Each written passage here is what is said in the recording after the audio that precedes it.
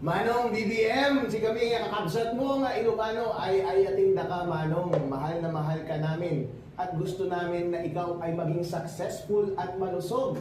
Araw-araw po gusto ka naming makitang nagja-jumping jacks at nagpo-push up at malusog na nagtatrabaho para sa wakas ay mapagtrabahuan mo na ang pag-unlad ng Pilipinas. Sa mga ginawa mong down payment kahapon ng performance mo, maliit na bagay lang yun, pero kung araw-arawin mo po yan, nagpapakita ka sa taong bayan at meron kang ginagawang positibong araw-araw, uunlad po ang Pilipinas. At ang pangalawang hinihiling po namin sa inyo, si manang namin, si Sara Duterte, huwag mo na siyang awayin, miss. Tama na po. Siya po ang susunod na presidente ng Pilipinas. Hindi po maganda na hati-hatiin natin ang sentimiento ng ating bansa. Ang buong Pilipinas po, kasama ng mga Ilocano, lahat ng nasa Northern Luzon, Solid North. Mahal po namin kayo, pero mahal rin namin si VP Sara Duterte at gusto namin siyang maging presidente ng Pilipinas. Very well said, Tati! Sa totoo lang, dito ang usaping walang kinakatakutan. Walang panigoy-ligoy.